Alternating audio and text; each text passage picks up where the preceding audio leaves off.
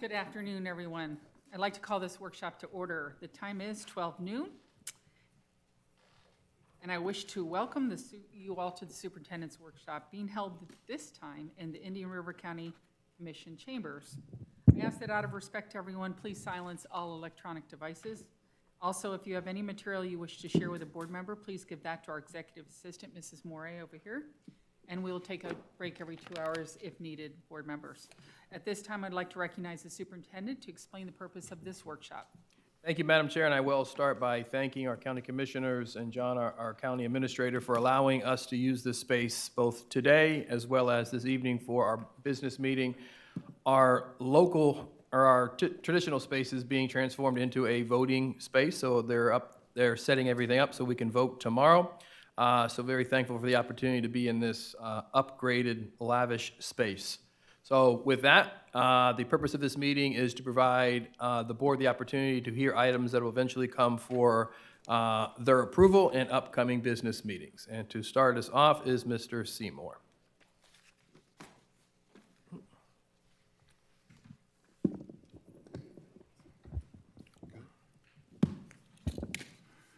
Thank you, Dr. Moore. Through the chair,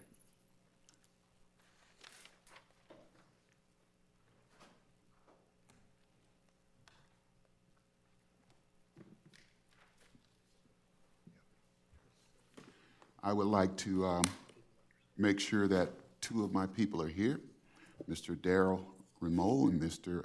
John Teskey. We're here, sir. I'm here back here. Present. Say aye.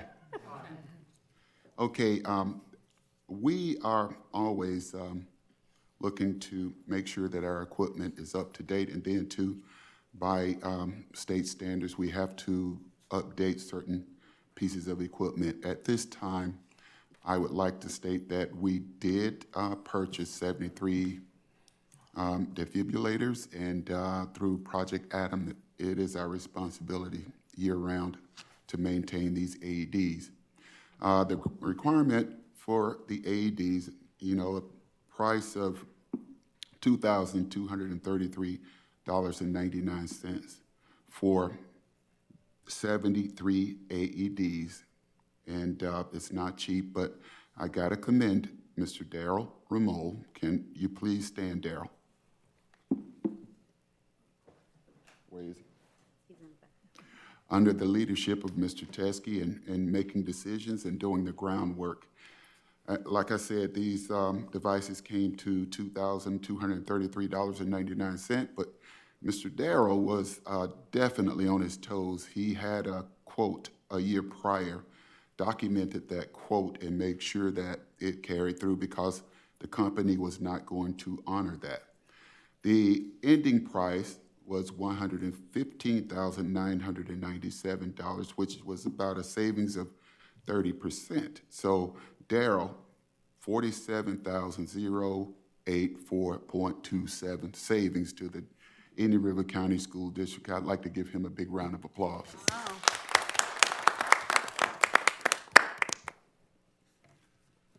Also, based on new state information, we seem to be up on our training, but there's now House Bill 865 making it mandatory that all of our people who are responsible for athletics be trained in using the AEDs, and also in that they have to have the first aid training, which we polled about 67 counties, and there are a few that had first aid training. The drop dead date for all of those individuals and coaches to have all of these trainings would be primarily the start of the school year, but based on the numbers, we will be starting this possibly in January, making it mandatory for all three factors, and all of our coaches and everyone responsible for managing life on our campuses, courts, and fields will definitely be certified. I do not have any more information through the chair. This is it for me. Thank you. Board members, any questions? Yeah, thank you. Thank you for that savings. It's a tremendous, it seems like that was a tremendous work to be done. So I appreciate that greatly. Mr. Seymour, for the training, I often have this question. I know that there are personnel that are mandated to be trained, obviously, as you mentioned, the coaches and anyone else involved in sports and athletics. But what about APs, deans, or other personnel in the school? And maybe those people who want to be trained in it but are not mandated. Can we allow them, our APs? I see Yes, Mr. Mr. Bass is ready to Yeah, take. he's going to chime in. Mr. Bass was Yes. actually over health services. Health services keeps the records, and of course, you know, that is something that we definitely push during our summer trainings of all individuals responsible for monitoring students. But on the other side, that would be Mr. Bass. Yes, sir. So, oh, wow, that's loud. So through the chair, yes, ma'am, we've got a team at each school site. They, anywhere from 6 to 14 people at each site are trained. They go through and they do the drills monthly. They do an annual big training. And so when the cycle starts again, the opportunity is there because they went out and they asked for volunteers who wanted to be on the team. So yes, other people can get certified to do it. Okay. Thank you. Yes, Dr. Thank you again to Daryl and Mr. Teskey. I had a chance to talk to Daryl before the meeting, and when I was at Sebastian River High School, we had 3 AEDs, and now we are up to, I believe, 12. So that is absolutely wonderful. We did have our administrators trained years ago, so thank you, Mr. Bass, for bringing that back, and Mr. Seymour. And I also saw on this sheet that it'll be ready to get one for Vero Beach High School track when all that is ready to roll. So I really appreciate all of you staying on top of this. It's so important. Thank you. So I just wanted to add, I had a question about the dates that you said, Mr. Seymour, and thank you again for the savings. We appreciate it. So you mentioned that with the new House bill that is going to go into effect when?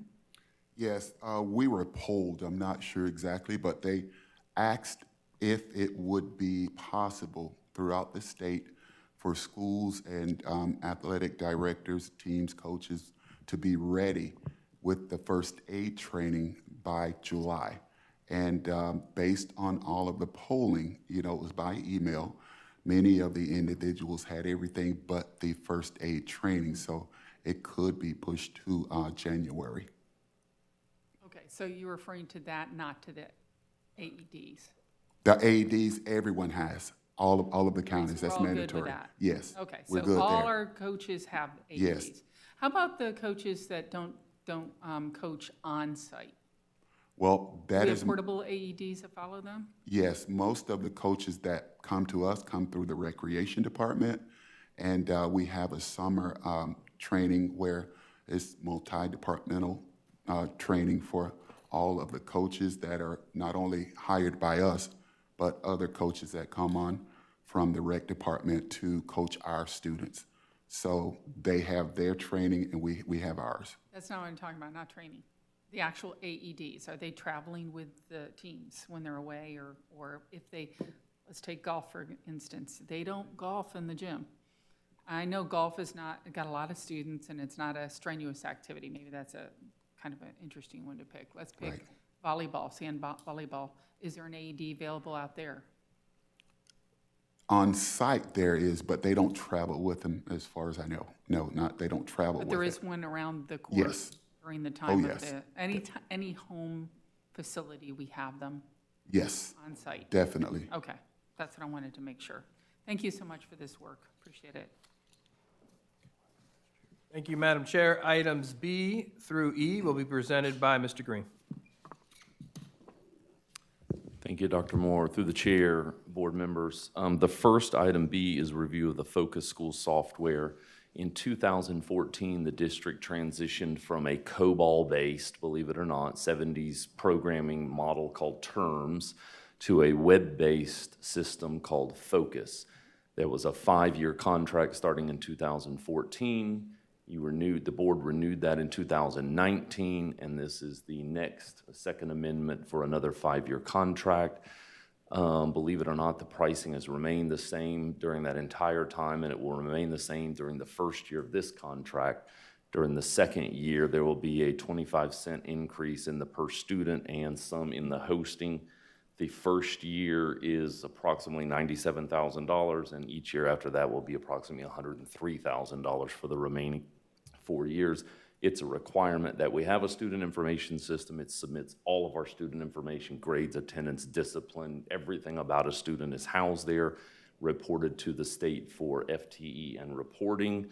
And pursuant to state board rule, software is bid exempt since this is proprietary. So that contract and renewal for another 5 years will be coming forward at the next board meeting. Board members? Mr. Green, was Term still here when you were here last? Terms was here on my first weekend on the job. I came to the old district office and put a sprinkler under the air conditioning system because it was overheating. It had a 12-foot umbrella over the $1 million term server, which was an IBM i5 at the time, because the roof leaked and it rained and got the system wet, and we shipped our tapes. We still have one of the tapes in our archive. We shipped those to Tallahassee as disaster recovery. However, no, we did not have another system to put the tape in if it was destroyed. So, yes, and I was here when we moved to Focus. Times are a-changing. The fact that you remember that is pretty impressive. Any questions? Okay, C is the renewal of the term contract for installation of tile flooring. This actually, there was an RFP put back in 2020 for flooring contractors, tile and carpet throughout the district. Anthony's Flooring was the sole and responsive bidder. They won that award. The annual cost impact is roughly $600,000 a year, and that depends on the project. Sometimes it's less than that. Currently this year, we're gonna spend less than that. However, this is the final. It was a 3-year contract with 2 optional 1-year renewals, and the beauty of that is you can renew them if it benefits the district, you cannot if it doesn't. This benefits the district because it locks in pre-inflation 2020 pricing on all of that labor rates and stuff for flooring. So this will be the second renewal or 5th year of the contract, and we would have to go out to bid after that. We will be recommending approval at tonight's board meeting. Board members, anything about flooring? We're good there. The third item is an increase in the spend authority of $10,000 from $75,000 to $85,000 for CI Solutions. That is the vendor who, I believe this is the 3rd year, students have had ID badges that are used on the buses and in the cafeteria and throughout the district in a variety of ways. Those have printers, special printers at every school that have special ink and cleaning materials, and just the cost of inflation in those materials and replacement cards. The Instructional Technology Department is requesting us spend authority to make it through the remainder of this year for those items. Those items do come out of the regular technology budget, in which, as you know, there are budgets and other items in the budgets are not fully expended, so that's what you get your budget amendments every month on the board agenda, and that's exactly what it is, moving funds from one fund to another to fund, but keeping within the allocated budget of the school district. Yes, Doc? Mr. Green or Dr. Moore, when we look at student identification cards, which is so very, very important on our campuses, I have a little bit of a concern with our students wearing them. Do you know how that's going? Through the chair, I too share the exact same concern in terms of the consistency of students wearing their IDs, specifically at the secondary level. We are one of a few districts that's moved to the metal detector system, which gives us every single opportunity to do 2 things. Make sure when a student enters your school, they are in uniform, which is also another humongous opportunity for improvement for this district, this community, and have the ID. I come from a school district and had the opportunity earlier last month to take principals to inner city schools in Miami, and my walking into the door statement to each of them after we got off the train was, I want you to see that every single student is going to be in uniform, and every single student's going to have an ID. And if they can do it in the inner city in Miami, there's zero excuses as to why it cannot be done here. And when you look at the uniform policy that we have, we absolutely need to make sure an ID is around the neck of every single student. Because if you don't have one on, that is a clear indication for you all have spent a significant amount of money in security. Especially with safety, when someone can open a gate and let someone in that they don't have to go through, just on the regular basis. I just think it's very, very important that if we purchase this, we require the students to wear it. Ms. Rosario? Now that we're on this, I would agree with the comments here. They aren't being used on a daily basis by students, but I remember when we had this conversation to first adopt this system of ID cards. It's not just an ID card for those who are just watching now. It is also the same card that is used for students to take out books from the library. It is the same card for students to access cafeteria food. And it is also the same card that is used for getting on the bus. And I wonder what the efficacy is in terms of actually monitoring this, even getting on and off of the bus. Are students showing their ID, or are bus drivers just recognizing students, or are they, because originally what I remember is they were supposed to actually swipe or scan their card when they get on, and that was a means of taking attendance. And so are they actually doing that, or are we kind of skipping that, which I can see happening, because if you know a student, it's like, okay, just get on the bus, which should not happen. But at the same time, and I'm going to piggyback this with a second question, maybe this is something that we should take a look, and I know that we just approved our student code of conduct. I'm not sure if I recall ID cards being on there. That might be an expectation for us to be able to put on, as a behavior, as an expectation for students to have their ID card with them all the time, and enforce schools and principals and assistant principals to make sure that this is done correctly. Mr. Bass, I see that you were going to say something about the... Yes, ma'am. Through the chair, to answer your question, we are using those on the transportation side of it. Students will come in and swipe their card when they get on.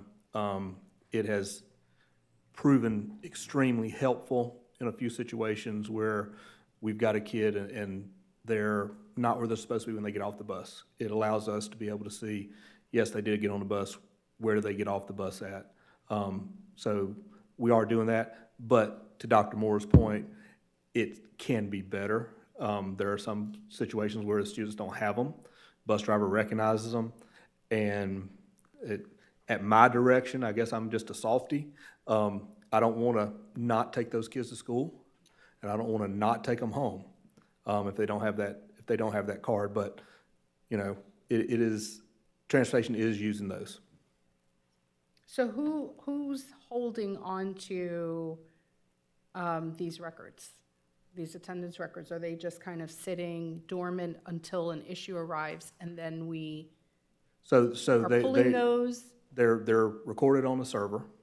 And in two cases, we use them each year, October and February FTE count. Right.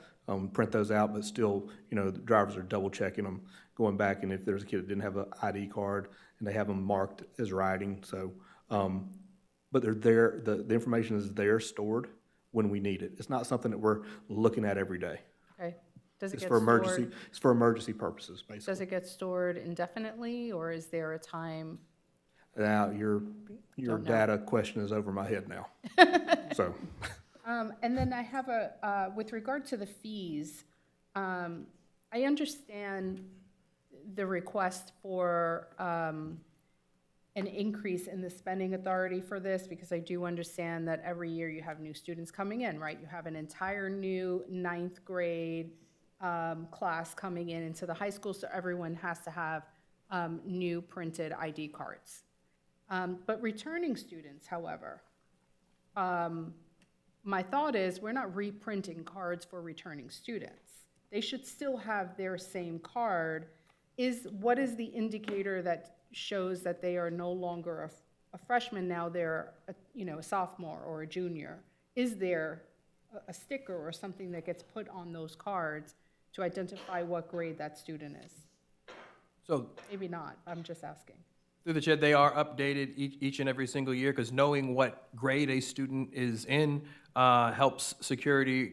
God forbid there's a situation, he's in ninth grade, we know exactly where to look, he belongs to this specific counselor. So as they come in, they are updated every single year. Part of this cost is kind of the enforcing of making sure you have them to replenish. And, we kind of pass along the cost for ID. If you lose it after your first, second one, you're gonna be charged for that ID.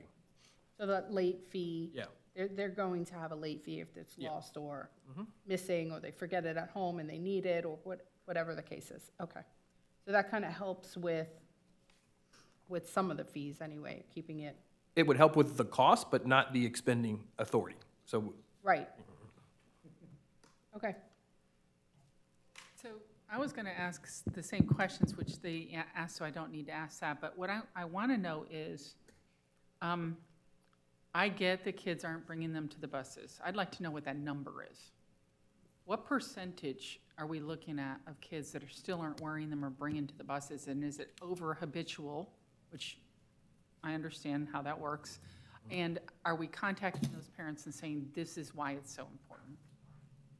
So I think getting those numbers would be very, very helpful for us, because I'd like to know also, is there a pattern of it at certain schools?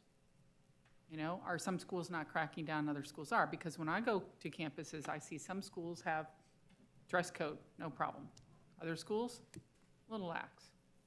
So, I know that's something that the superintendent needs to know, but I think it's important if we're giving extra money for something that we'd like to know. Is this a problem or is it not a problem? I don't mind spending the extra money because it's a safety issue. But I'd like to know, are parents taking advantage of the fact that we're just buying more and more of these? Through the chair, I can get somebody to look that up for you. Okay, thank you. I'm not gonna do it, but I No, can I get somebody know. else to. So. Thank you. Thank you, Madam Chair. Item E is to a request to increase the spend authority for Jarrellcom. There are currently two vendors who are on contract, Jarrellcom and Complete Electric. They both have a $200,000 spend authority, and these are for things like security cameras, cabling, network cables. And what we do, when there's two pre-vetted vendors, we walk them through the projects. We show them everything that's included, and they give us quotes, and we go with the lowest bid. They're completely vetted, and they're on. Jarrellcom has consistently been winning those through the lowest bid.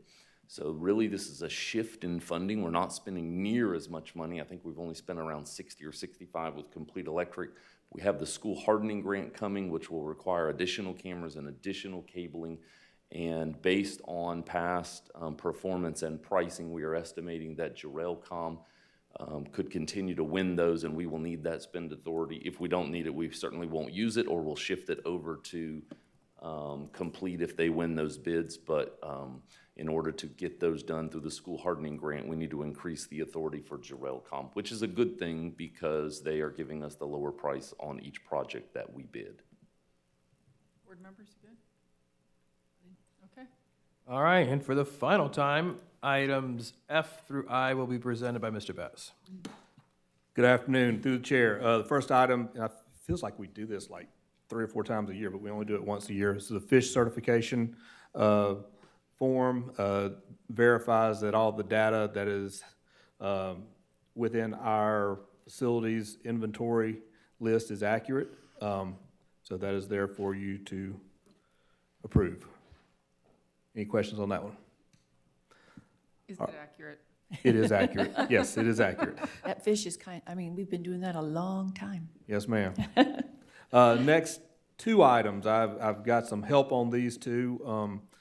The first one is the 2024 Summer Learning Opportunities, and I'd ask Dr. Long if she could come up and provide us a review of the summer opportunities for our students.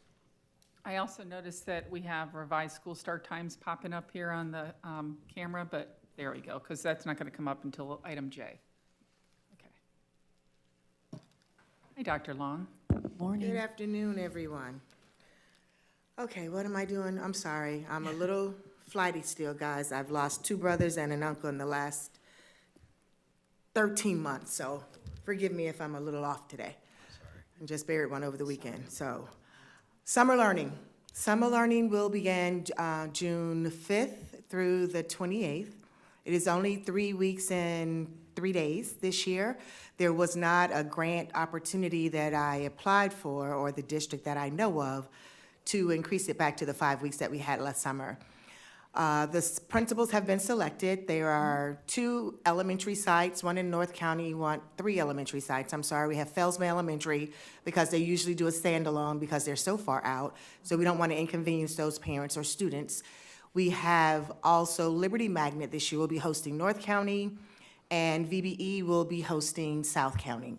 For our middle and high school students, we have the Freshman Learning Center hosting our South County, and Sebastian River Middle School hosting North County, and that will be those 6th through 12th grade students who will be attending. Each school for the middle schools will have 50 slots, and once those 50 slots are filled, if those students get through the program, which is a recovery program utilizing Edgenuity, if once they finish, then other students can come in. We want to ensure that everyone has an opportunity. Students who have missed or not passed 3 courses or more should be the ones that are attending summer school so that they can get an opportunity to make those courses up and move on to their next grade. For the 3rd grade reading camp, it's those students who are just on the cusp of passing but have not quite done it and have not passed the FAST as they should have. Those students are the ones that will be serviced there. We will also have a drone program, as we've had over the summers, that will be housed at Sebastian River Middle School this year. We also have a partnership with the Learning Alliance that we've had for many, many years, for as many as I can remember now, I think about 14, where we will be doing literacy on the lagoon. They will be housed also at Liberty. And we also have Step Into K, which is a program that our community helps to fund. And we also have VPK, and also our ESE students who have ESY on their IEPs will also be attending those sites, as well as Wabasso School, which is another standalone site, will have their own students there. And Beachland will be housing one of the Moonshot Academies, and the other 2 will be at VBE and Liberty. I think I've covered everything. Thank you, Dr. Long. Any questions? You're welcome. Any questions? No, I just have a comment, so I'm glad that we were able to keep the fees the same as the previous year and not increase them. Based on what I've seen here, the fees seem to be the same. What I fees are, appreciate that. I'm sorry, what fees are we referring to? The summer learning. Summer camp, there's no fee for summer learning. Okay, summer camp, sorry. Okay, Yeah. okay, help Yeah. me out here, okay. So, Sorry, yeah, I'm sorry. just a few comments. First of all, oh, I'm sorry, you were finished? I thought you were. Just a reminder for those who, maybe even new teachers, are not aware that we do offer a discount for teachers or any staff who have children that they want to put in the extended day summer camp. So that is at a significant discount, so I'm glad that we're able to offer that to our staff. Well, summer learning opportunities. First of all, thank you, Dr. Long. This is very detailed. Obviously, with our 3rd grade students, this might be a question for Dr. Moore or Ms. Becerra, but after, those are the ones who did not do well on the 3rd grade tests. What's a determining factor after the summer school program as far as moving on, Dr. Moore or Ms. Becerra?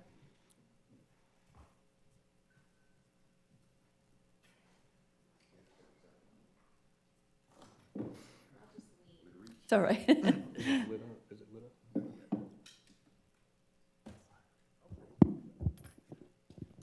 Through the chair, can you hear me? Yes. Okay. So our 3rd graders have several opportunities to pass 3rd grade and be promoted to 4th grade.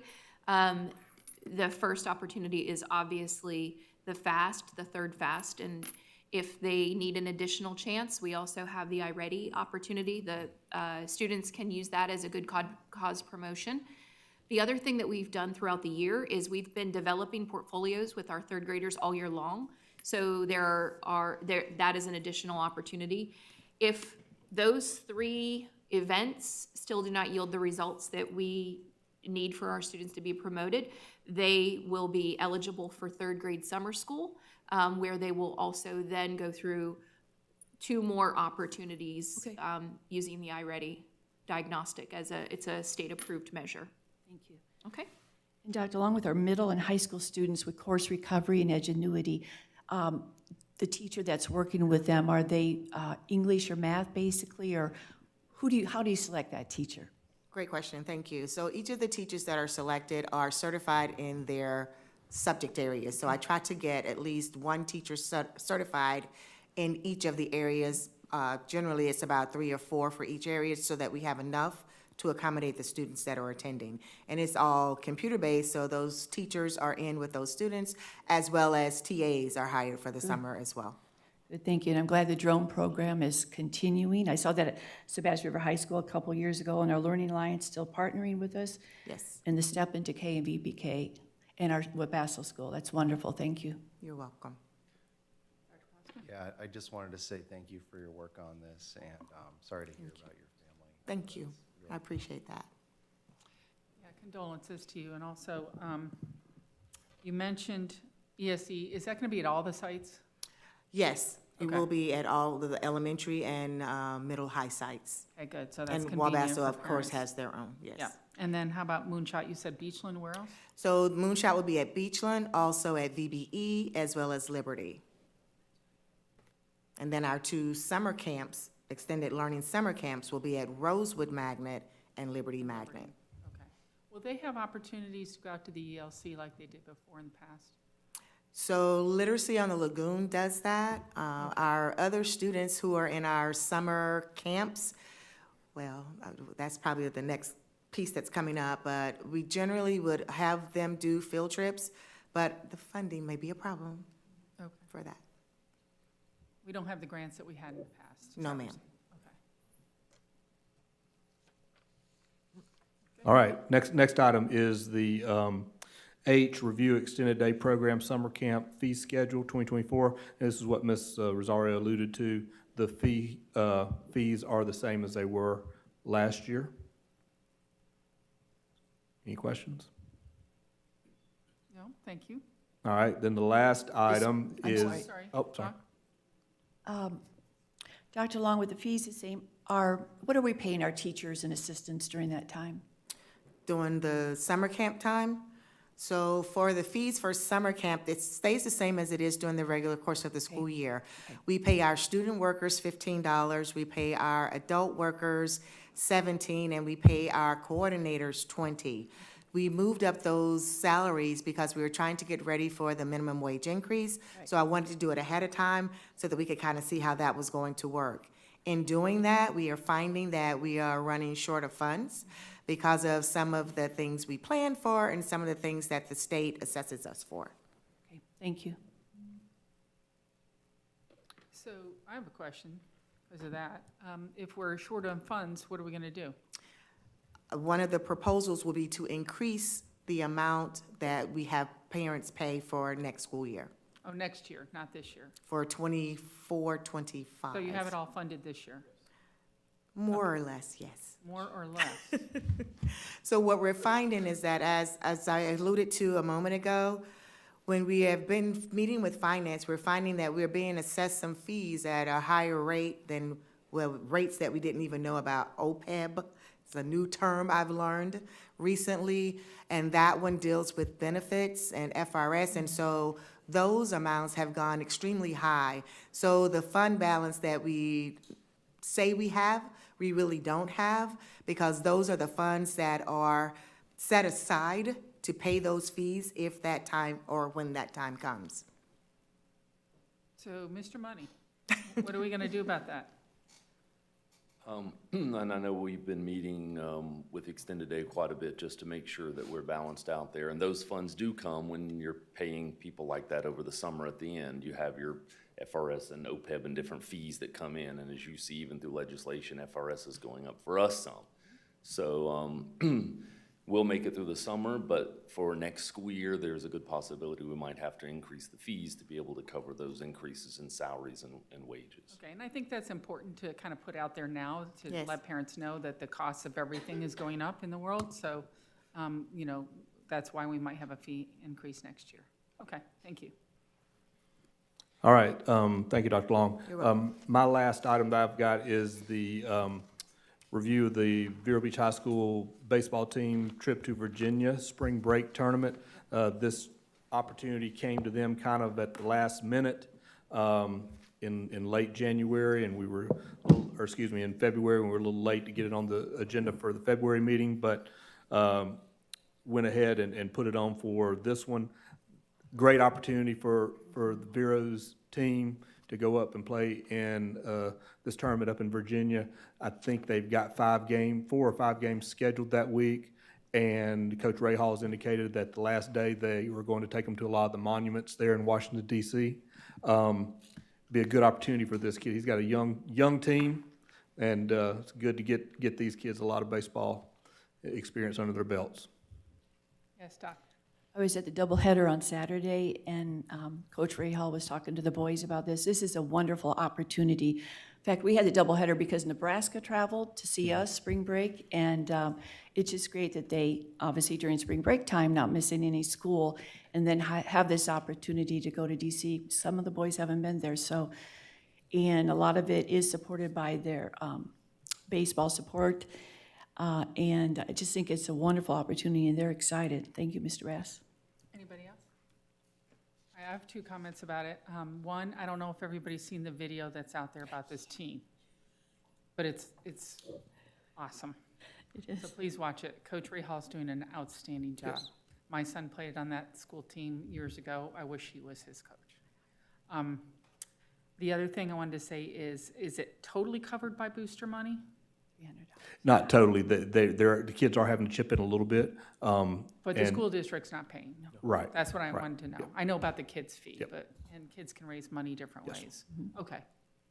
Because, not that I wouldn't want to, but I think that if we do one for one team, then we have to do it for all. So we have to be consistent with that. No FEFP dollars. Okay, thank you. And that's all my items. Thank you, Mr. Bass. Our final item is a follow-up to a previous item regarding the impact of House Bill 733, which ultimately shifts start times for our middle schools to 8 o'clock and our high schools to 8:30. This goes into effect for the school year 26-27. So we are finishing the 23-24 school year. We will have the 24-25 school year. Then we will have the 25-26 school year. And then when we open up the 26-27 school year, this has to be in effect. This is going over the course of 2.5 years. We are extremely early here and extremely proactive. So as a result of this item, senior staff and cabinet has had a number of conversations really to ensure that we have a solid plan in place and that we're able to effectively communicate it to our community, while at the same time ease the transition into what is going to be a significant change for our community. There are counties across the state in which they have to switch maybe start times by 5 minutes or 10 minutes to come in compliance with this state statute. That is not the case for us. We'll be shifting 1 hour and 20 minutes for our high schools. So it is a major change in what has been a start time for us for as long as anyone can remember. So it requires this level of planning. So I'll ask Ms. Christofoli to review the presentation with the board, and we'd be happy to have any dialogue or answer any questions the board may have. Thank you, Dr. Moore. Through the chair. So as he stated, House Bill 733 requires starting July 1st, 2026, that middle school start no earlier than 8 a.m., high school no earlier than 8:30, and that the school board is required to inform the community, parents, students, teachers, administrators, coaches, and other stakeholders about the health and safety impacts of sleep deprivation on middle and high school students. So first, we wanted to show you our current bell schedule, start, arrival, and dismissal times. This is what we currently had, which also includes the early release days. And as you can see, the middle schools are starting currently at 8 a.m., which is what the House bill states, no earlier than 8. but our high schools start at 7:05, so that would be at least an hour and 20, 25 minutes of a change to our current system. So we wanted to look at how would we communicate this, as stated in the bill, to all of our stakeholders, and how would we get it out there? And we have a fabulous public information officer that's going to be part of this, but we wanted to look at our social media posts. How would we reach out to our parents? How would we gather stakeholder information and use that feedback towards planning, engage our community partners, and of course, along the way, with every little bit of information, we would want to provide a board update. So first, we looked at gathering stakeholder feedback and what would we want to know. We would definitely want to hear a lot from the parents. How would they feel about the impact that this may have on enrollment for them, ridership with transportation, extended day services, and we just talked about all the offerings that we have, and of course, meeting with both of our unions. How is there any impact on possible language that we would need to change to the contracts? And then once we received all of that back, we would, of course, take the district leadership team to analyze that and get that information to the board. So we are looking at putting that survey together right now and getting that out to the parents before the end of the school year so that we can start talking about that over the summer. And then what about our community partners? So when we get back in the fall, we want to have conversations with all of our youth activity groups, because this may require them to shift their start times and end times. Community partners, maybe there may be an impact to programming. Parks and Recreation, we use fields, and how would that impact athletics and practices? Also, our dual enrollment program with IRSC, Treasure Coast Technical College, and there may be some alignment that's needed with programming. Again, sports, just the entire scheduling of sports and athletics teams. And then county officials, if we're going to change the start times, there's a lot of signage, traffic patterns, lights that would need to be adjusted by the county, as well as on the school properties. And then, as every summer, we do have a transportation conference that Ms. Idolette attends, so there may be information that's provided that she would be bringing back to us. And then what about operationally? How would this impact possibly how we do things? So again, extended day hours, transportation staff hours, current routing, courtesy stops for transportation, general staff hours of all, as well as, again, contract language, security measures. If we're going later into the night, we might need to look at, do we need to added or upped security measures? How are we marketing it? So we were looking at that, and what would that look like? Obviously, we would add in practice runs once we decided on what we were going to do to make sure that everyone was on board and it was working well with the new bell schedules. And then we want to continue, and thank you for board with some feedback that we already received that we added to this presentation. So are there other instructional time options that we might want to consider, as well as continuing to speak with other school districts on what they're doing and what they have been through, those that are already reaching the mark currently. So very, very estimated as far as budget is concerned. We did talk about that school signage and, entering and visitor times and supervision. We have signs currently posted at schools that say, supervision is provided between this and this. All of that would need to be changed. We thought about lighting if we're going later into the evening with the athletics and the stadiums, what kind of cost that may bring to the district. We would like to do a transportation routing study, and that's, again, is an estimated cost. Marketing materials, and then if, we hope not, but we're hoping to work through this strategically so there would not be an added impact of transportation costs. And then what would this marketing look like? So we kind of took, when would we update the board and how would we do? So we're looking at April for surveys to be distributed to parents and a board update after that, social media posts on just what we're working on, town hall meetings, spring and fall of '25, again with an update to the board, and then we're looking at a finalized to the board for a vote in April of 2026 because we have to have our finalized July 1st of 2026. Any questions? Board members? Clock Are we getting any funding for the state for all of this?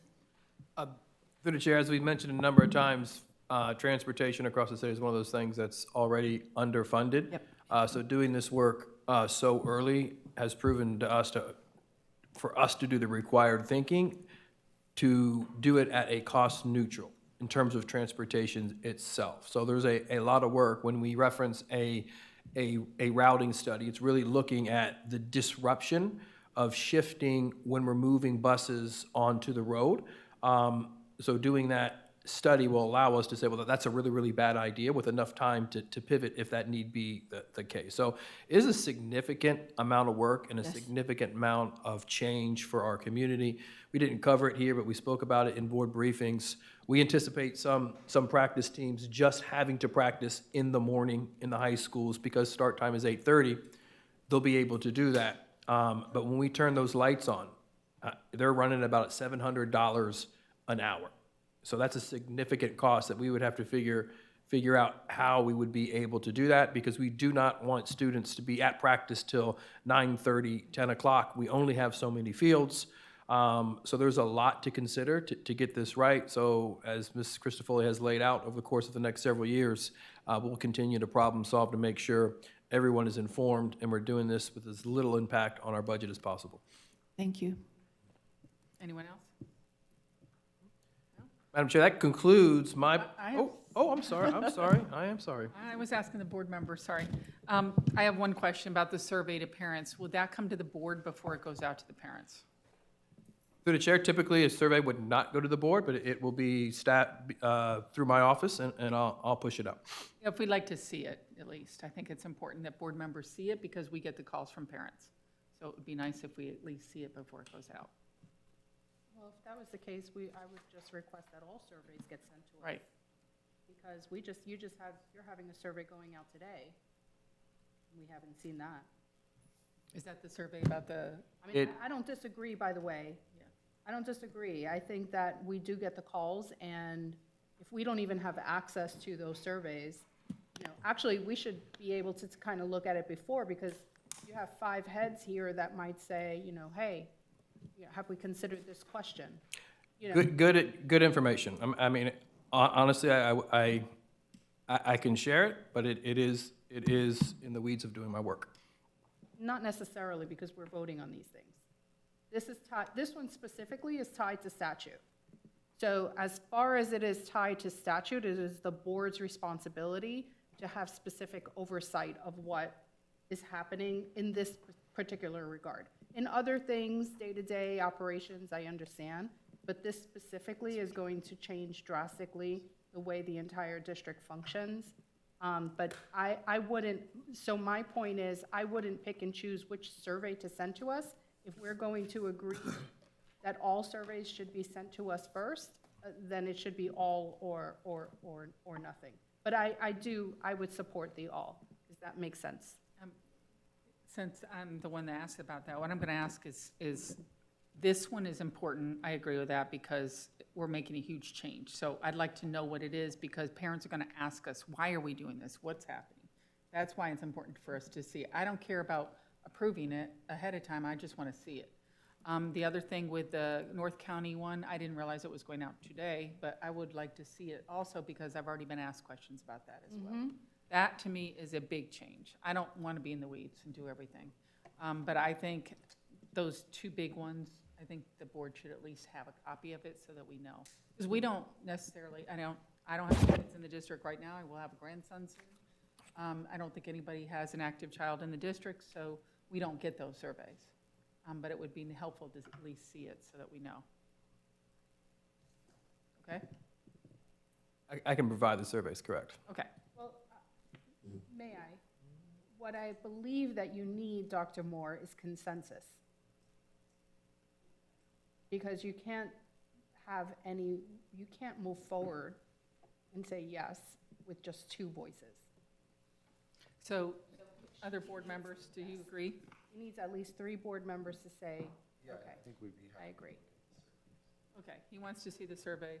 I like to look at them, doesn't mean I'm going to ask you to change them. Yeah, I agree. It's not that I'm going to ask you to change it, I just like to get a heads up when I'm stopped in Publix and asked why. Very Then I good. have to make a phone call to you. All right, thank you. I'm sorry, I have another comment if I may, Madam Chair. Go ahead. Dr. Moore, we have a policy, and as I pulled it up right now, I admit that I haven't had enough time to actually dissect it, but we have a policy called School Day, that's the title. It is policy 8220. It has not been updated since 2013. So I would just ask that in this process, that you take a look at that, because we might be able to, number one, update this, since we're doing, What was the policy again? oh, sorry, policy 8220. And it does talk about the superintendent may close the school, delay opening of school, dismiss school, and then the hours of the school day. So if you could just, again, take a look at this, because we might need to revise this according to the changes, the upcoming changes.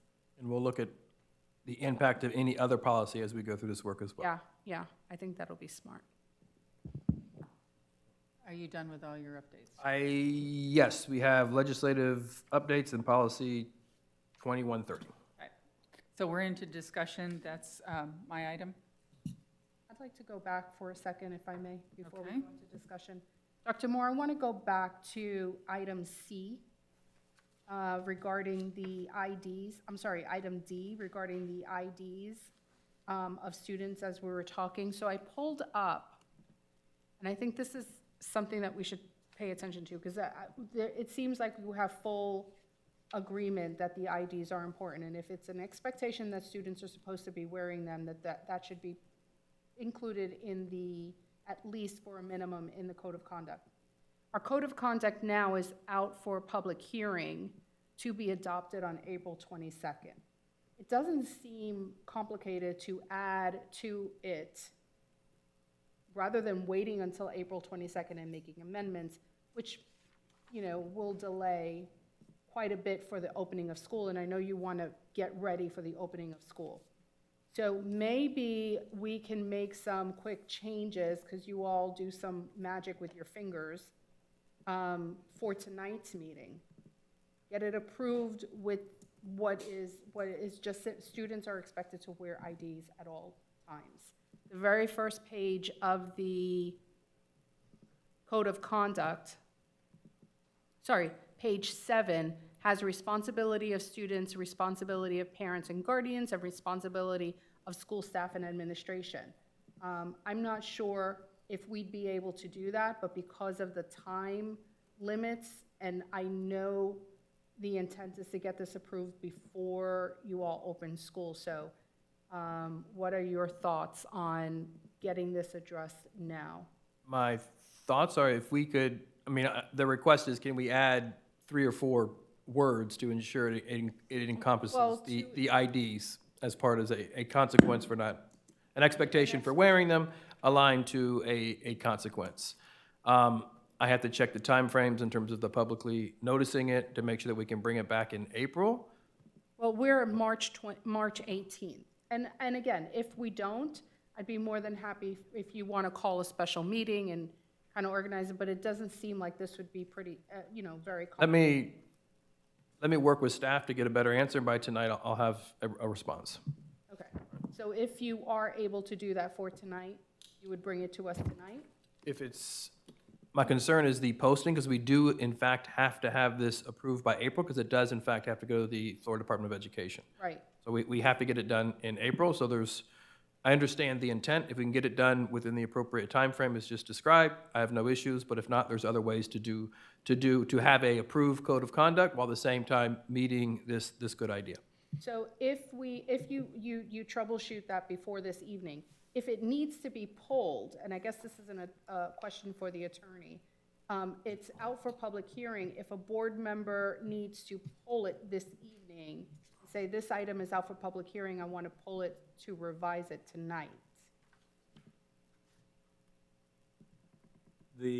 What would the process be for that? I know it's possible, I just don't know what. No, the thing is, our policies and the code of conduct are adopted as rules.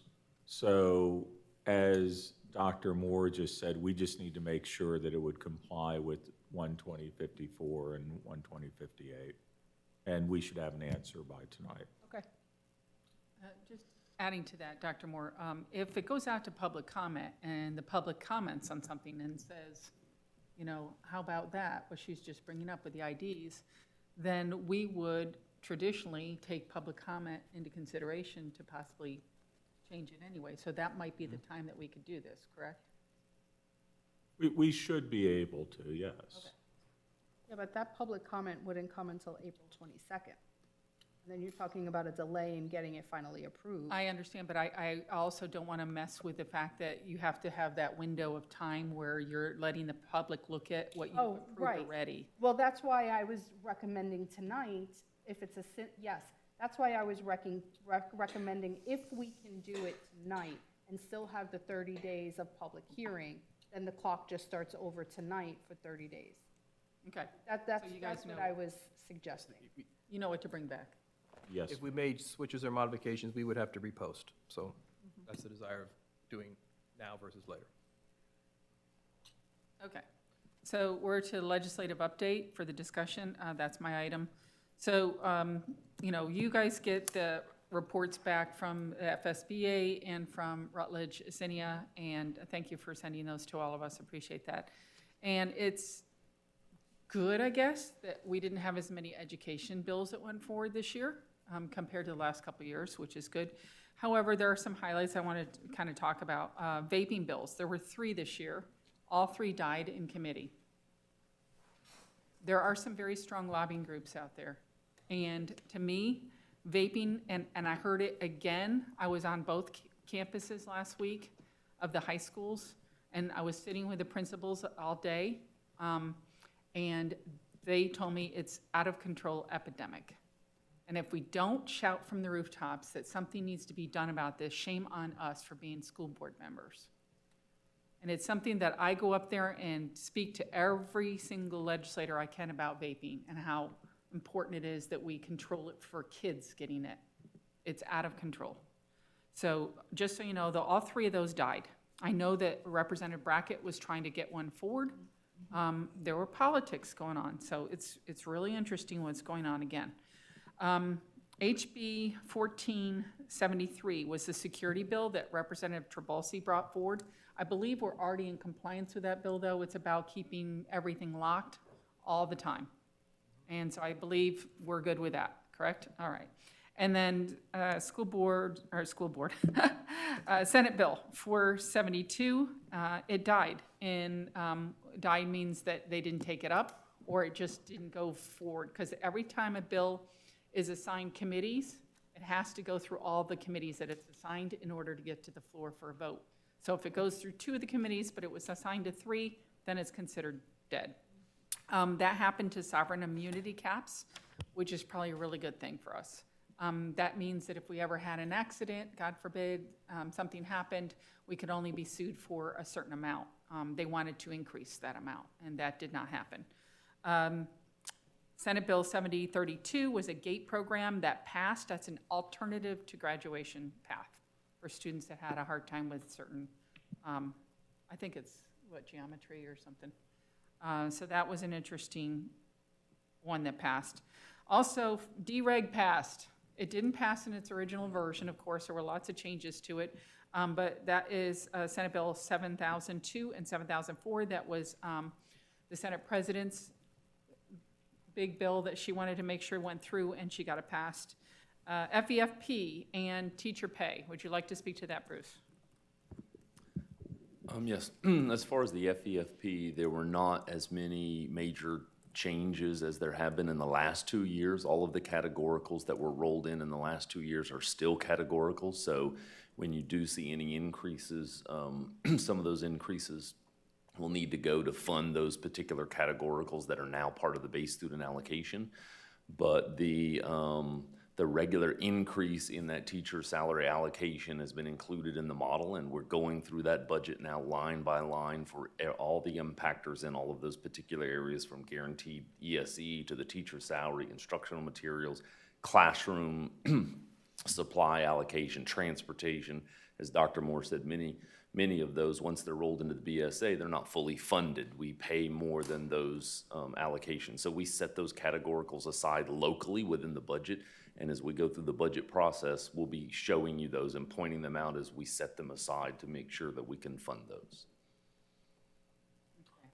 Because I know there was a bill going through for minimum teacher salary of $65,000. That died right away. So it'll be interesting to see what it actually flushes out to. We're all, I'm sure, actively awaiting what that's going to be. HB1, which was House Representative, Speaker of the House, Renner's bill. It's social media use. That one was vetoed by the governor because it didn't allow for parent approval. And so it came back as HB3. That happens often if it's, especially if it's the Senate President or the Speaker's bill. And so that did pass, and it's now hasn't been sent to the governor, but it will be sent to the governor. And just so you know, to check on bills when the governor signs them or vetoes them, you can go to the governor's website, which is flgov.com, and you can look on the right side, and there is 2024 bill actions. And you can see what he's approved and what he hasn't approved right there.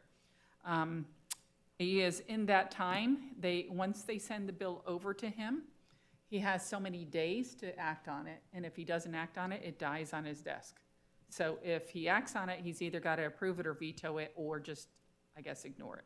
So we'll wait to see all the bills that went through and whether or not they get passed. And then HB 931 is school chaplains. That passed, but it got changed quite a bit, and it's now optional program. And HB 49 is employment of minors curfew. That did pass, and again, that language changed quite a bit. So I think it's interesting that we're looking at moving start times back because kids need more time to sleep, but yet we're allowing them to work until wee hours of the night now. So I don't understand how those two bills came at the same time, but they did. And then Senate Bill 1372 is teacher prep, and that was substituted, changed a whole bunch, and then it became a committee bill, 1291, and that did pass. So we'll see what happens with all of that. There were several other bills that I haven't mentioned. Those are kind of the biggies. And there are so many changes to some of them, like HB1. It was just crazy trying to follow it all. So we'll see what happens in the end with the governor signing. Okay? Any questions on that? I'll just thank you for keeping track of all that. With you and FSBA and what Mr. Bass says, get a good handle on it. Thank you. Yeah, and I got to go up twice this year, so it was interesting sitting in on some of the committees that were really hot committees this year. It's always entertaining to watch that. Seeing that I wasn't in the middle of it, sitting on the dais, it was more entertaining to watch it from the floor. All right, policy 2130, achievement gap oversight. Mrs. Rosario. Yes, thank you.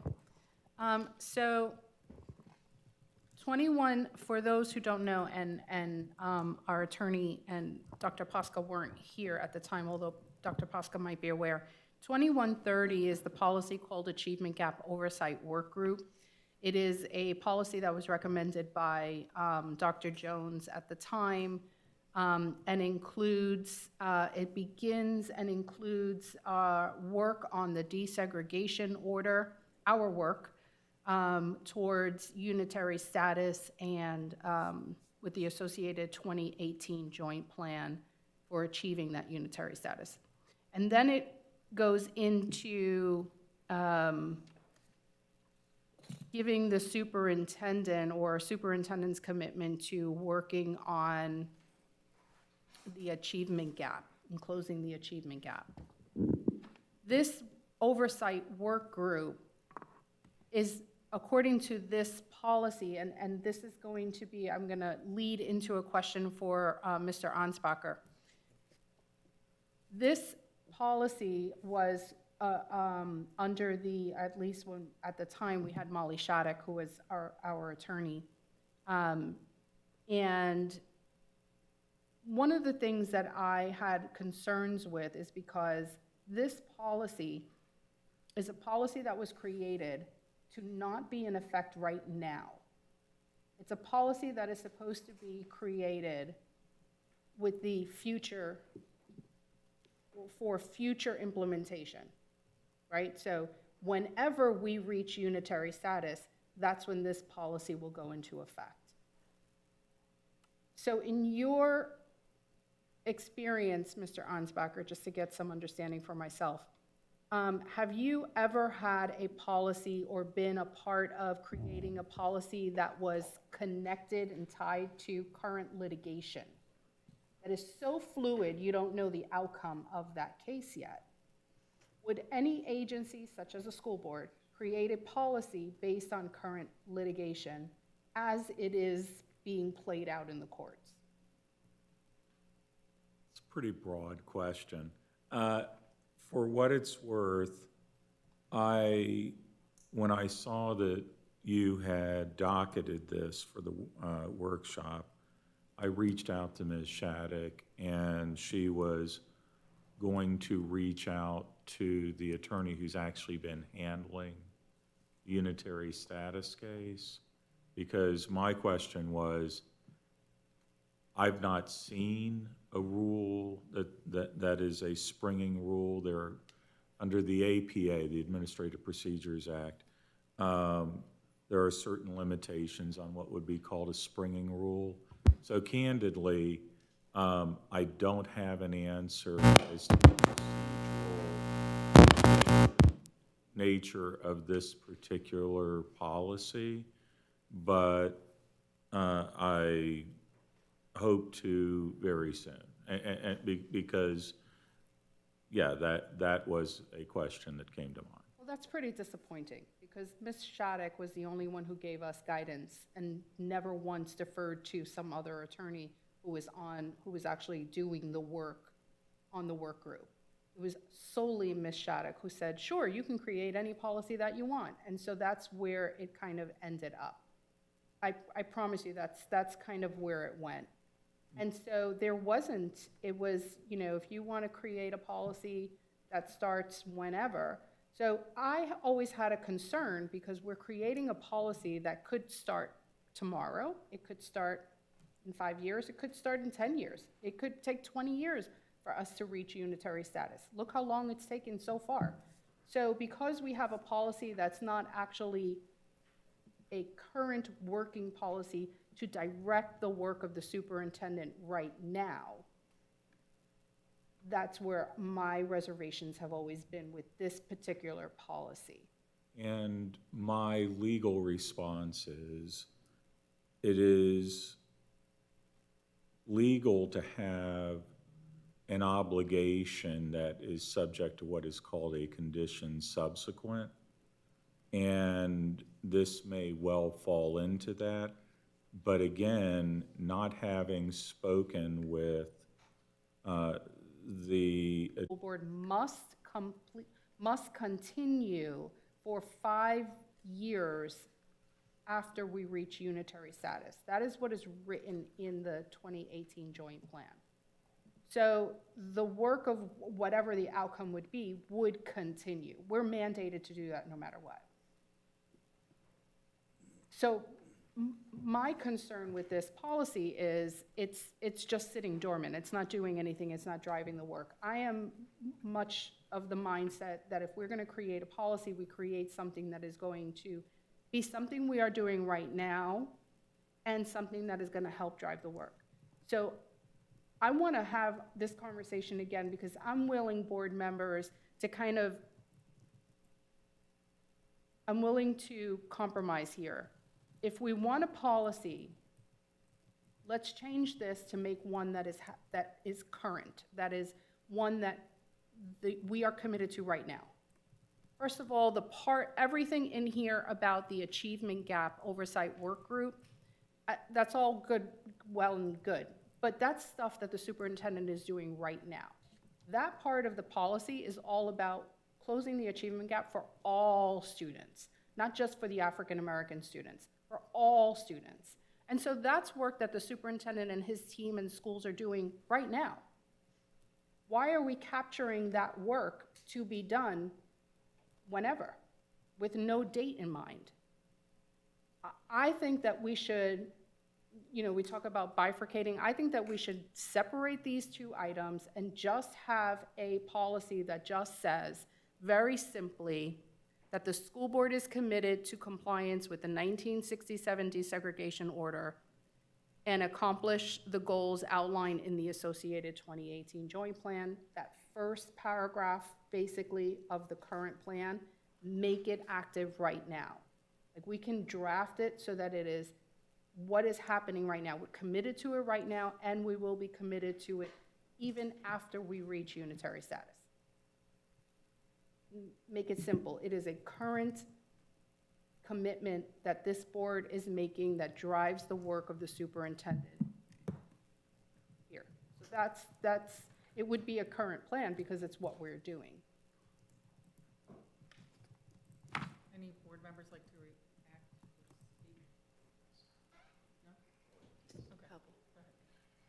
No? Okay. When I saw this was on the agenda, I just wrote a few notes. This policy was approved 5-0, August 29th, 2022. And the reason I was the one who promoted this with the help of Dr. Shafty and her wonderful wording to help me with all of this is it's good faith. We have been under a DSEG order. In fact, a little bit of history, court case that began in 1965 with Sharpton versus Indian River Schools. In 1967, we had a DSEG order to integrate our schools, and that went into effect in 67, 68. In 1969, order approving plan, no segregated schools. Then in 1994, and I was part of that, that is when Gifford Middle 6 and Gifford Middle 7 stopped. I became principal of Gifford Middle School, and then Eddie Hudson went to Oslo Middle. We had 6th, 7th, and 8th, and of course, Gifford was built on the Gifford High School, which was a black school before integration. Then the board in 2018 created a joint plan, and that's where we had, it was about $1 million that was spent. I did a public records request on that. I was not a board member then. And we were okay with the percentage of African Americans in administration, percentage of CWA workers, and then of course our facilities. So this policy does say when we get it right, whenever we reach unitary status, and we're working hard, we need to continue to monitor the A components, not put it on the shelves. What has happened, and I believe 7 or 8 counties are now under the DSEG order, is that they put it on the shelf. I can't remember the counties, but they were another court case because it just kept slipping. Nobody was paying attention. So I think it's very powerful because whether we're on the board or we're not on the board, this will continue. In here you see a board commitment to be inclusive, supportive, and equitable. And equitable means for all students. That's 100% correct. Give everyone the same opportunity. After unitary status, the policy would remain in effect for 5 years, and the board will decide with a supermajority vote if there needs to be any changes. And again, whoever that board is then, they might say, well, we're okay here, we need to do that. It is just good faith that we will continue to look at it. This has been a long time, and I just think when we do this and we get unitary status, it tells our community that we will continue to monitor what is being done. When this did pass, I remember a lot of calls just saying thank you, saying that, you know, we're very, very proud that the school board will take a look at this and where we need to go, and you won't forget. I've had the opportunity to be in Miami in a couple of those meetings with the judge, and one thing is that we have to remember, we are under a federal court order, and all this information is in our board docs, all of the information starting with the very first case. And she was actually very supportive that we were doing this, so that we know it's taken some time. And Dr. Moore, myself, Dr. Shafty, Mr. Seymour on the team, working with those key performance indicators on all of the 8 components. You know, it's tough work, it's challenging work, but there's a good collaboration. Sometimes there's disagreement, but we keep moving forward. And one thing I would have to say, I think it would be a very poor precedent if we go back and say, no, that 5-0 vote didn't matter. It did matter. It mattered to the school district. It mattered to this community.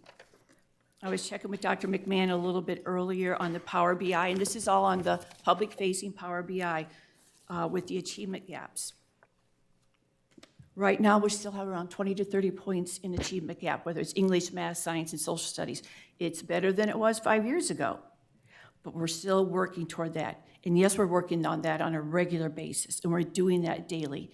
I just think this is something that our community really appreciated, that we won't take our eyes off of it, that we will continue to do it.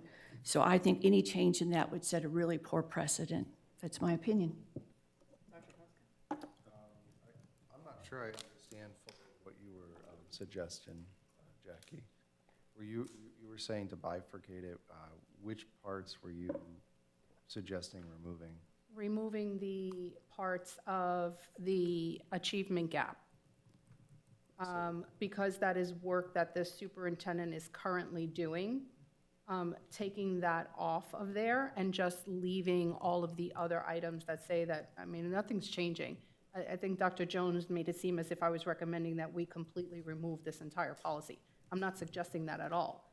Actually, quite the opposite. I'm suggesting keeping just the items that that are speaking specifically to the desegregation order and the work group as it is currently in process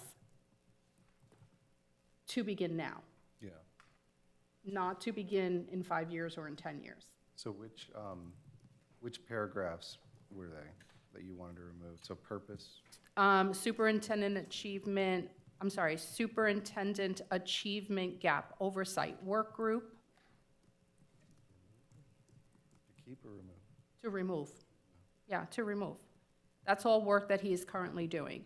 Policy duration and revision, parts of that would be just rewritten. So instead of saying that it will begin whenever we reach unitary status, it will say that we'll begin it, that we are doing it right now and that we are committed to it even after we reach unitary status. So in other words, it will be a continual commitment for the board to continue this work for forever, essentially. But I could always draft it. This is just discussion. I can always draft something, and bring it to you all so you can see it. But it would be one that I think would be supported, not because it will be something that we're going to do whenever, but because we're going to do something, we're doing it now and until, and throughout the life of, the district and whomever the superintendents will be long after Dr. Moore. Okay. Are you done, Dr. Yeah. Was I clear? Was I?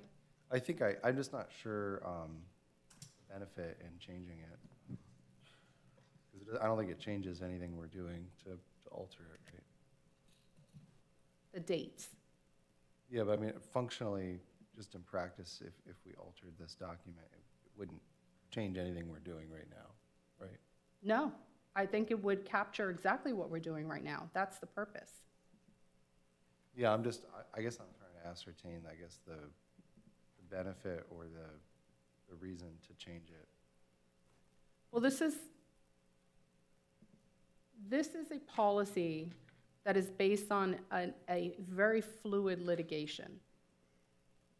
And we don't know the ending of that. So what I'm suggesting as board members is to be prudent in our decision-making and in our policy-making to create policies that are current and that will drive the work of the superintendent now, not some that will drive the work of the superintendent 10 years from now. And that's the change that needs to happen. All right, so I'm going to make a Okay, comment. sorry. So I'm looking at that part where you're saying to change it, and nowhere in here does it say it has to start after we achieve that, as far Yes, as it the does. superintendent commitment. Yes, it does. Where? The policy shall remain in effect for 5 years with the initial year identified as the year in which the court in the matter styled Sharpton et al. Versus School Board of Indian River County, Florida. And then, of course, all the numbers determines that unitary status has been achieved by the district, and so on and so forth. We haven't reached unitary status yet, so. Okay, so here's what I'm gonna say, a couple things. One, you voted for it when it came out. I did. I'm not, we're And not I, talking about that. excuse me, my turn. So the other reason why we voted for it at the time is because we were going through a lot of executive sessions about the litigation. And in those executive sessions, we were told very, very plainly about being careful. Being careful not to talk about it. Oh, thank you. I just wanted to make sure we didn't. Let me finish. I'm sorry. Being careful not to talk about it. So I think we should leave it as it is. And hopefully, when we get to unitary status, then we can make alterations if we need to. But the reason why I'm a little like, we shouldn't be talking about this is because of that. Exactly why you were gonna stop me, because I said we shouldn't be talking about it. The other thing I wanna say is, this is a good faith effort, and we knew that. We're saying to the judge, we're saying to the NAACP, we are committed to this, and we are gonna continue with it. I represent Oslo area, which is, has been traditionally a section of African-American families living there. Mrs. Rosario, you represent Gifford, and that is a African-American family area. I think we should be, if any board member, sensitive to the fact that we need to stay committed to this and focused on it, and not bring up all the little minor things about changing dates and things like that, because we have this policy. Let's let it sit. The superintendent knows what he's doing. We're not in the weeds. Let him keep going. And then when we achieve that status, then we go back to this and say, is it good or do we need to tweak it? And I think that's where we stand with this. That's my feeling. Doc, your turn. Oh, no, it looked like Dr. Moore wanted to say something. I don't know if he did or not. Was I reading you wrong? No, as when Sorry. Mr. Rosario was saying, whoever the superintendent is, that was kind of concerning. But given the opportunity to address this, I wouldn't want anyone to think that this policy says, wait until you have unitary status to do any of this work. So if there's any clarity that we could provide to say, we are in fact doing these things, we're right, we are in fact doing these things, I would be open to that. You'd be open to what? Clarifying that we are not waiting to do this work that's in this charge, because you all know we are doing it extremely well. I think this team over the last 4 years has done an absolutely outstanding job of A, a mind shift, B, establishing priorities, and then creating the systems to be in full compliance with the 2018 joint plan. The work that this committee is doing now is around defining how you evaluate to make recommendations to you all in regards to unitary status. I want to remain consistent. As your superintendent, I think we have met all of the requirements and we are entitled to unitary status. The hard work that we're in right now is to define the metrics in which that evaluation takes place, so recommendations can go forward. It is now 2024. Right. We are making very, very slow progress, but you're right, Matt, Vice Chair, we are making progress. Ms. Berenberg? And I think when it says the policy shall remain in effect for 5 years with initial year when we receive unitary status, just that whoever's on the board then knows that this will be important and will continue to do that, and after 5 years, they will take a look at it. Again, it was just good faith. Anyone who watches those meetings for the work group, the one thing I will say again with collaboration, some disagreement, but we're all trying to get there, and it's a lot more collaborative than it ever used to be, and I'm very, very proud of that. But again, it's just when we look at this, to continue it so that no board really looks at it and then says, okay, we're not going to do it, we're going to put it on the shelf. So it's the main idea. And I think that's the reason why you brought this up to us in the first place. Yeah, it was. Well, again, so let me just bring this to a Mrs. close. Rosario, would you like to be recognized? Yes.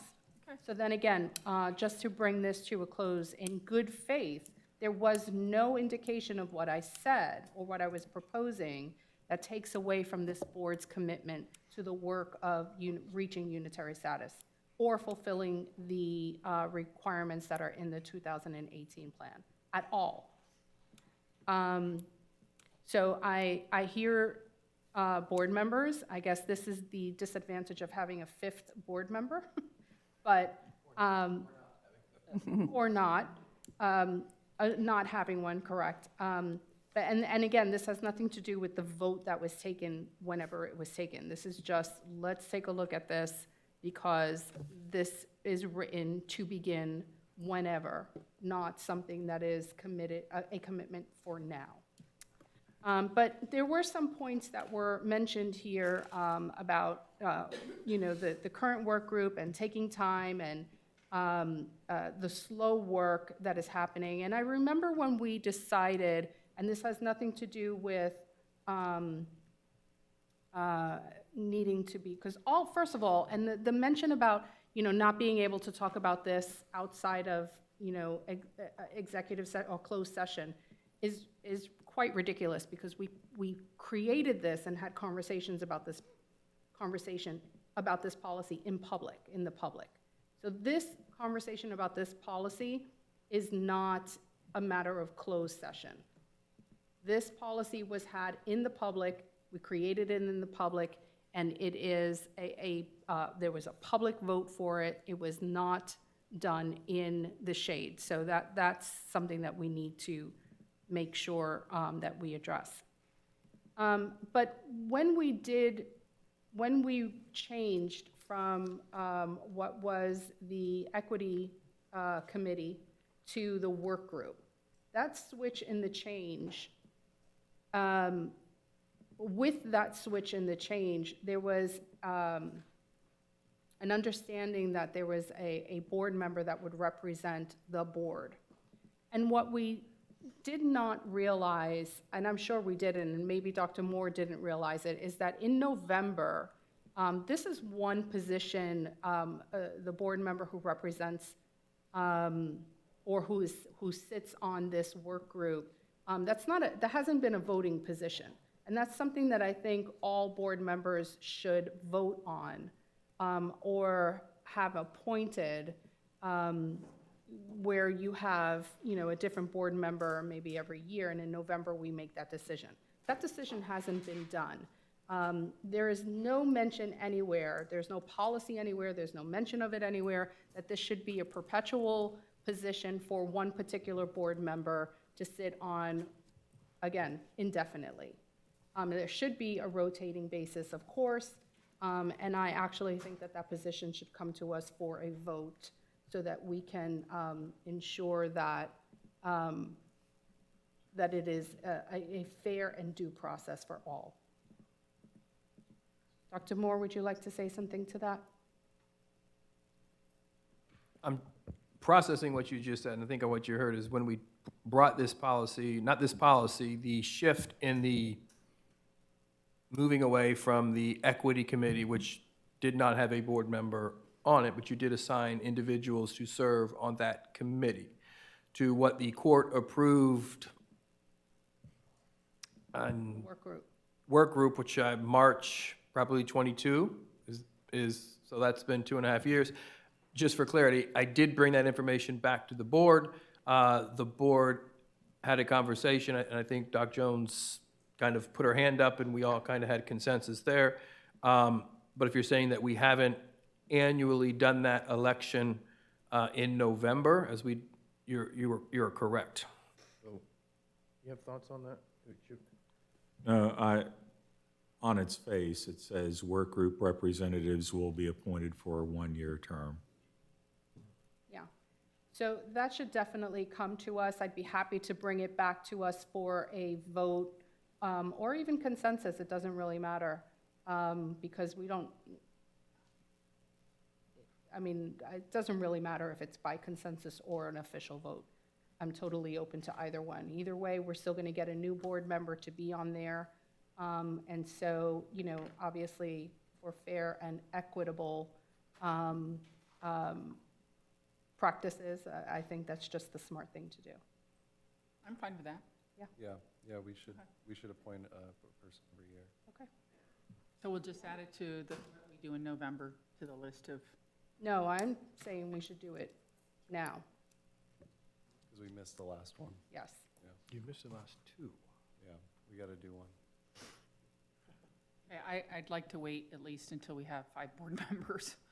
Well, we can't do that. Well, yeah, because we that already broke can't- policy.